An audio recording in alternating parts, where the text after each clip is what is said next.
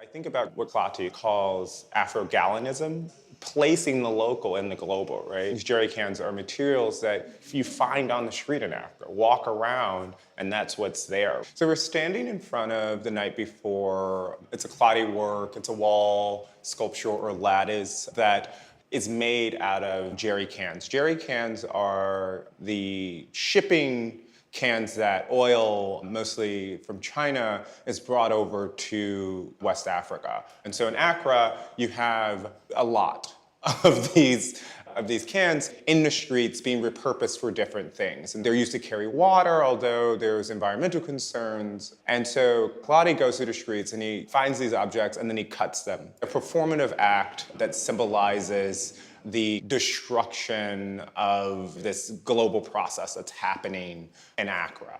He calls this work and the themes that it emits afro-gallonism. And afro-gallonism is the situation that countries like Ghana finds themselves in right now, and the conversation around globalism and Africa's place in that conversation.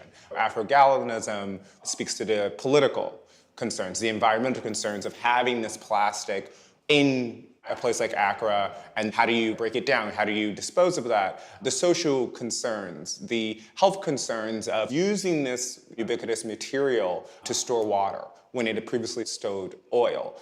It's not just the trade between two countries, it's also what happens when that material lands in a place like Accra and the people start to react to it. And also the concept of afro-gallonism gets at the paradoxical nature of living in a global context. So water is supposed to be the most plentiful thing that we have.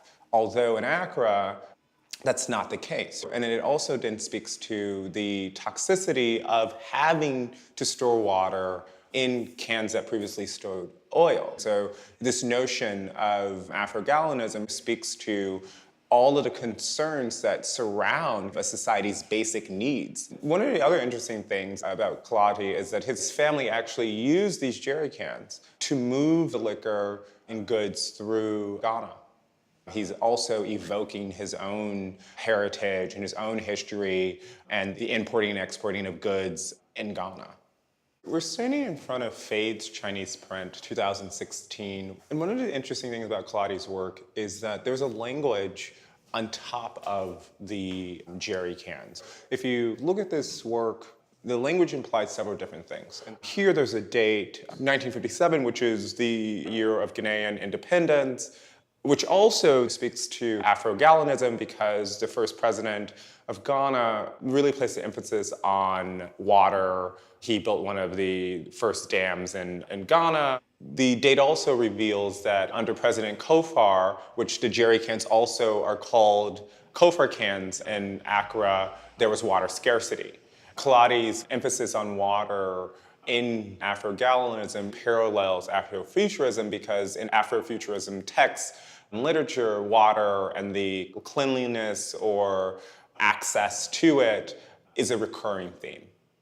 There's this date that speaks to the breaking free of colonialism, the politics of water in the country, and the politics of independence. And then there's these Chinese letters that the artist painted on after the fact, which implies the global movement of these jerry cans from mainland China to West Africa. So it speaks of globalization and the effects of globalization on the local. And then there's these black marks that recall West African textile, which again is evoking a personal identity, but it also evokes colonialism because it also evokes Dutch wax textiles. And so it's that intertwined history of West Africa and Europe, and then also, given the Chinese lettering, their newfound connection with China, which asks questions like, in what ways is globalization in conversation with, say, colonialism? There's also the English alphabet on this work that speaks to America's role in globalization and in the world as a hegemonic power. What on first glance might feel or look like a random sampling of language speaks to a specificity of culture and politics.